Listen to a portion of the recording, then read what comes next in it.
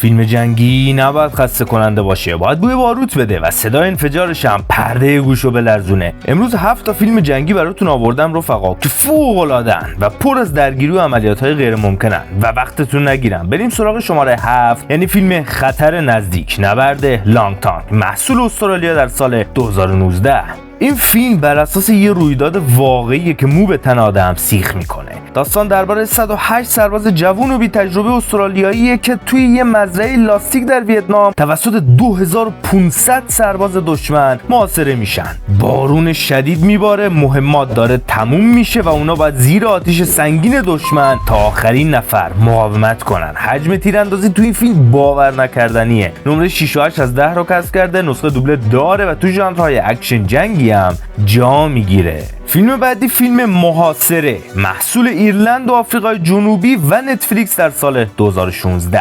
یه گردان از سربازای ایرلندی سازمان ملل فرستاده میشن به کنگو، اما سیاستمدارا پشتشون رو خالی میکنن و این سربازا بدون هیچ پشتیبانی توسط هزاران مزدور فرانسوی و بلژیکی محاصره میشن. نکته جالبش اینجاست که این سربازا تا اون روز جنگ واقعی ندیده بودن، اما جوری با تاکتیک و استراتژی دفاع میکنن که دشمن رو کلافه میکنن. یه جنگ دفاعی تمام عیار. نمره 7.2 از 10 رو کسب کرده، نسخه دوبله داره و تو ژانرهای اکشن هیجان انگیز جنگی هم جا میگیره. فیلم بعدی فیلم سگتازی، محصول امریکا و اپل تیوی پلاس در سال 2020. تام هنگس فرمانده یک کشتی جنگی امریکاییه که باید یک کاروان از کشتی‌های تجاری رو از وسط اقیانوس اطلس رد کنه، اما مشکل اینجاست که زیردریایی‌های آلمانی مثل کوسه دورشون کردن و هر لحظه ممکنه اونا رو بفرستن ته دریا. فیلم کلا 90 دقیقه است و یک ثانیه هم استراحت نداره، همش صدای رادار، دستورات نظامی سریع و انفجار اژدره. نمره 7 از 10 رو کسب کرده، نسخه دوبله داره و تو ژانرهای اکشن جنگی دریایی طورم جا میگیره.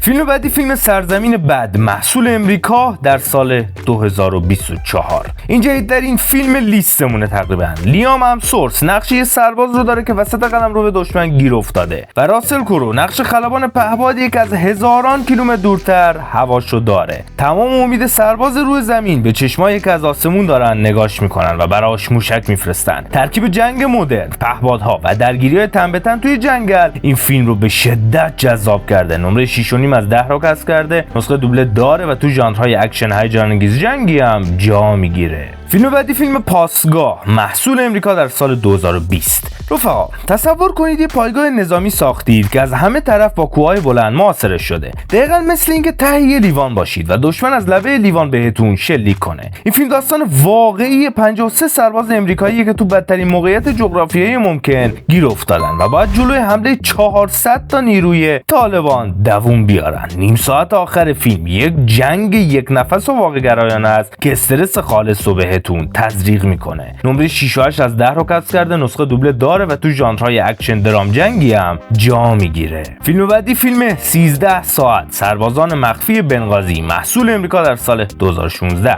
وقتی مایکل بی یعنی کارگردان فیلم‌های ترانسفورمرز فیلم جنگی بسازه، یعنی قرار شاهد اکشن خالص باشیم. داستان واقعی 6 تا مأمور امنیتی سابق که وقتی به سفارت آمریکا تو لیبی حمله میشه با اینکه وظیفه نداشتن تصمیم میگیرن اسلحه بردارن و برن کمک. اونا 13 ساعت تمام زیر رگبار گلوله و خمپاره از ساختمونشون دفاع میکنن. صداگذاری و صحنه‌های نبرد شبانه این فیلم شاهکار رفقا. نمره 7.3 از 10 رو کسب کرده، نسخه دوبله داره و تو ژانرهای اکشن درام جنگی هم جا میگیره. فیلم بعدی هم فیلم پیمان، محصول امریکا و انگلستان در سال 2023 که معروف ترین فیلم این لیستمونه تقریبا.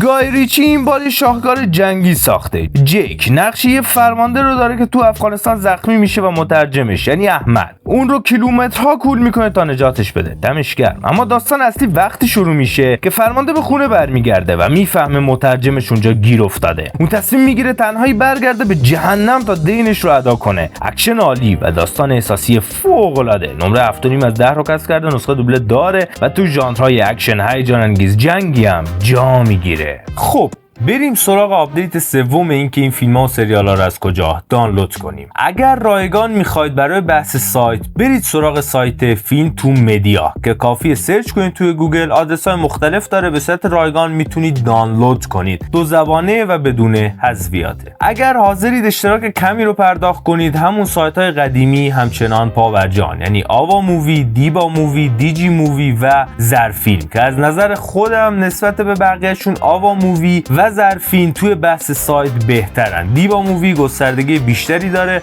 و به روزتره، نسخه دوبله رو همشون دارن و 2 زبانن بدون حذفیات. برای بحث اپلیکیشن، اگر رایگان میخواید، اپلیکیشن های لیمو و الماس تیوی همچنان دارن به کار خودشون ادامه میدن که هر دوتاشون داخل کانال تلگرام که لینکش همین پایین براتون هست قرارش دادم و میتونید استفاده کنید. رایگانن دیگه، ولی خب زیاد جالبم نیستن. خب اگر حاضر باشید اشتراک کمی رو پرداخت کنید، اپلیکیشن های سابق همچنان کار میکنن، یه اپلیکیشن زرفیلم و آوا مووی و 2 تا اپلیکیشن جدیدم آمده. یکیش اپلیکیشن بلبل جان ورژن دومه که باهاش کار کردم، خودم زیاد باهاش ارتباط نگرفتم ولی میتونید استفاده کنید. تمامشون اشتراکی ان اینا. حتی بلبل جان ورژن 2 هم باید اشتراکش رو پرداخت کنید که چون اوایل کارشه کمی هزینه کمتری داره تو پلی استور. در حال حاضر من پیدا نکردم، به خاطر همین زیاد نمیتونم با خیال راحت ازش استفاده کنم در حال حاضر. اپلیکیشن چهارم که با اشتراک پایینتری، اپلیکیشن مووی لیکس که داخل کانال تلگرام قرارش دادم. اونم اپلیکیشن خوبیه نسبت به این 3 تای قبلی که با اشتراک بودن. مووی لیکس به نظرم رابط کاربری